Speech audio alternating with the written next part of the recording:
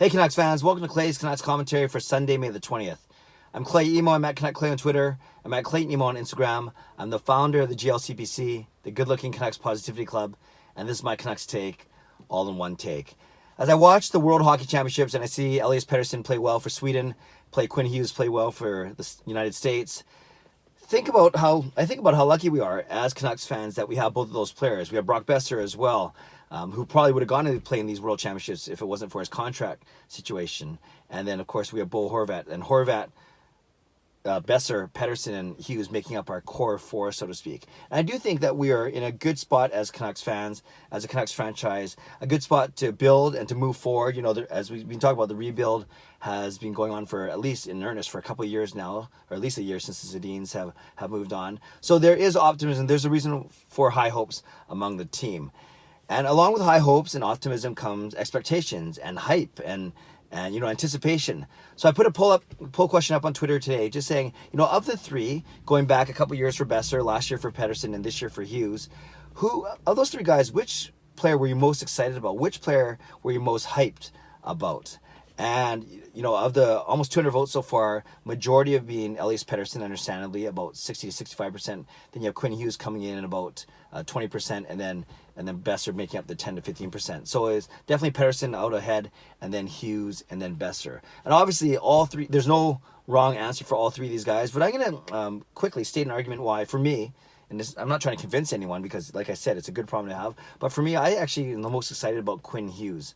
And there for a couple of factors, which I'll get to in a couple of minutes. So, with all due respect to guys like Bo Horvat, who's playing very well now, but remember, he was drafted way back in 2013. So it took him about 3 or 4 years to get to where he's playing at a pretty good level. Jake Virtanen, we still want to do well, but he hasn't had the biggest impact. Oli Ulevi, we haven't seen yet. Adam Gaudette, solid, but not the most, hyped debut ever. So I'm going to focus on the three, on Boeser, on Pettersson, and Hughes. I'm going to quickly talk about Boeser and Pettersson before I get to Quinn Hughes and why my answer is him, why I was the most excited, the most hyped about his debut and what he's going to do for the team. All right, Brock Boeser, drafted 2015 at the end of the first round. That's because the Canucks did very well that season. Willie Desjardins' first year behind the bench, made the playoffs. Actually, not only made the playoffs, won the division. Then they got ousted by Calgary in the first round. But because they finished so high, Boeser was picked in the mid-20s. And we didn't know a lot about him. We saw he was a good-looking kid. We heard that he had nice hair.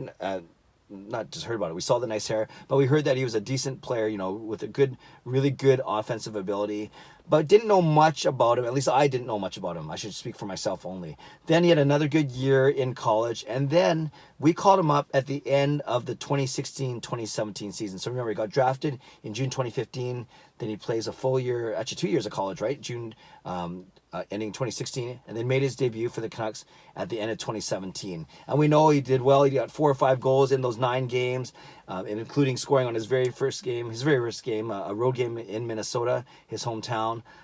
So pretty exciting there.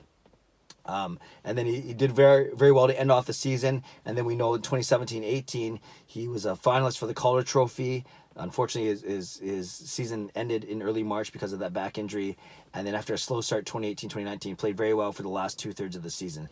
So that's Brock Boeser. And I'd say with the hype with him, because like I said, he was a draft pick in the later part of the first round. Then he still played 2 years of college after he got drafted, right? He got drafted in 2015, and he didn't debut until basically April or the end of March, end of March of 2017. So that's 2 full college years. So well, that was technically, you could argue that's 2 years to build up expectation and to hype and anticipation around him.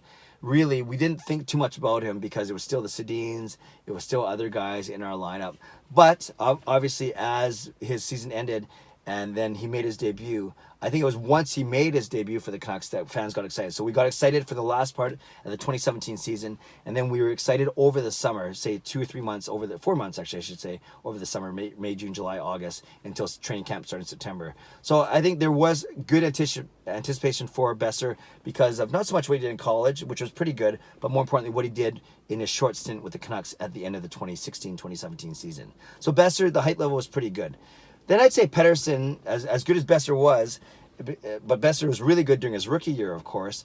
I think the hype for Pettersson was not only equal, but probably even greater. That's because we drafted Pettersson in 2017, right? was Olli Juolevi in 2016. So Pettersson drafted 5th overall in 2017. Then he plays another year in the Swedish Elite League and just rips it up, right? He wins all these awards, highest scorer, most valuable player, all these things. We saw people tweeting highlights from the Swedish Elite League, his amazing dekes, his amazing shot, all these things, his offensive prowess. So we had basically a whole season to get excited about him, but I would say some of the expectations were tempered because we simply didn't know how he would do in the NHL. And, while we were excited about the highlights that we saw, we said, oh, okay, that's the Swedish Elite League. Is he going to be good enough, big enough, skilled enough, basically be able to have the same impact for the Vancouver Canucks? So I'd say definitely a lot of people are very excited about Pettersson. Others kind of tempered their expectations because they weren't sure how Swedish Elite League level compared to to NHL level. But overall, expectations built throughout the year, but there was no hope that he was going to join us during the 2017-2018 season. So I'd say there was modest expectations throughout that season, 2017-18, but then when we got the sense that he would join us for 2018-19, then the hype really picked up. I'd say, April, May, June, July, August, September. So almost the same time frame that the hype for Boeser was the year before. The year before. But I would say that Pettersson's hype was even better, stronger, more exciting than Boeser's hype.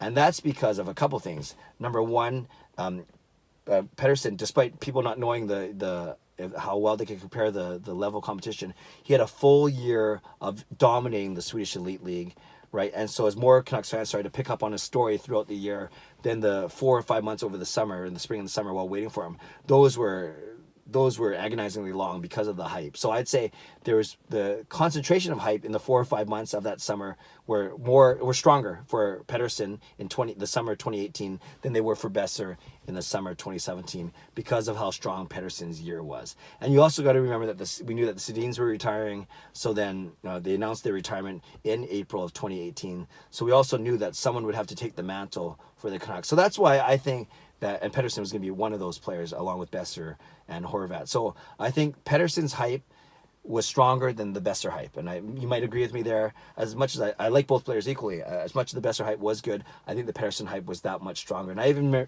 remember making a couple YouTube videos talking about it's surprising that as excited as we were for Boeser, especially after we saw his Calder Trophy season, his Calder Trophy nominated season, that the hype for Pettersson was even more than it was for Boeser because of what he did in the year in the Swedish Elite League.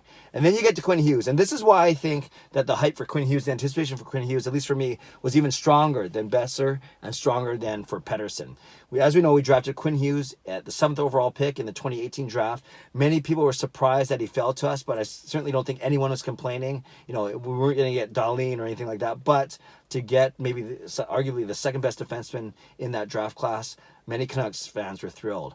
And the Canucks fans basically have been anticipating Quinn Hughes' debut since June 2018 when he was drafted. So basically, from June 2018 all the way to April 2019 or the end of March 2019 when he actually debuted. So almost a full year. And although, Boeser had a couple years in college, although Pettersson, it took him a year and a half to make his debut, I'd say that the Hughes hype was even stronger, because we knew that he was going to play soon.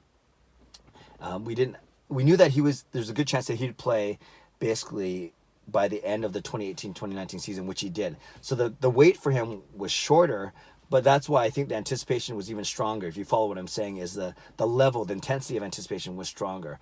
Also, I think that it was stronger because of how the position he plays, the fact that he's a defenseman. Yeah, Boeser forward, good. Pettersson forward, good, but so was Boeser. That's kind of my point. But in Hughes, we saw a skill set that none of our blue liners had, right? That the way that he could skate, his vision, his passing, the way that he could gain the entry, the offensive zone, his IQ, all these things that we got so excited seeing in college leading up to his draft year, right, 2018, and then everything that we saw throughout his college year as after he got drafted. So and when you look at it, I think it was 9 months of anticipation, 9 to 10 months of anticipation, as opposed to 4 or 5 months for both Pettersson and Boeser. And I think it was the position that Quinn Hughes plays, the fact that we so badly need a difference maker on the blue line, a power play quarterback, someone who can log heavy minutes, and someone hopefully that won't get as injured as often as Alex Edler and Chris Tanev, respectively. So and respectfully. So I think that's the reason why I think that the anticipation for Quinn Hughes was even stronger. And so number one reason was because of the longer time frame, a full season of anticipating him in the Canucks lineup and guessing when he'd be in the lineup. Not wanting Michigan to lose, of course, in the Final Four or in the NCAA playoffs, but we knew that the quicker they got out, the faster we'd see Hughes. And number two, the fact that he brought a skill set, the fact that he's a defenseman and brought a skill set to our blue line that we didn't have. And I think a third but more minor reason is the fact that we saw how good Pettersson was, the fact that the Sedins were gone. There was a lot of time to build up anticipation and excitement for Quinn Hughes' skill and style of play. Some calling him the Elias Pettersson of the blue line. Almost very similar. Good dekes, good skating, good hockey cue, good vision. All those things make the team more dangerous. So I think the fact that Pettersson was so good and surprised a lot of people in his rookie year even made us anticipate Quinn Hughes even more. And I think that's a minor reason, but it should be another reason to be factored in. So that's why I think the anticipation and the hype for Quinn Hughes, for me, was even stronger than it was for Pettersson and Boeser. A longer time frame of hype, i.e. 9 or 10 months, a full season, the fact that he plays defense, and the fact that Pettersson and by extension Boeser were successful in their rookie years. All right, Canucks fans, let me know what you think. Again, I'm not trying to cause debate, rather start discussion, because it's a good thing to be talking about, right? The futures of Quinn Hughes, of Elias Pettersson, and Brock Boeser, among others. So leave a comment below. I love to read, react, and reply as always. Tell me what you think. Do you agree that it's that Quinn Hughes was the most hyped, the most anticipated out of all three for you? Or maybe it was one of the other two guys, and I'd love to know the reason why, and I'd love to engage in some good conversation there. So leave a comment below. I'll read, react, and reply as always. Subscribe if you like to. Like this video if you like to. Enjoy the day. Enjoy the long weekend here in Vancouver. It's beautiful outside, and everyone's in a good mood, including me. Have a great day. God bless, and go Canucks go.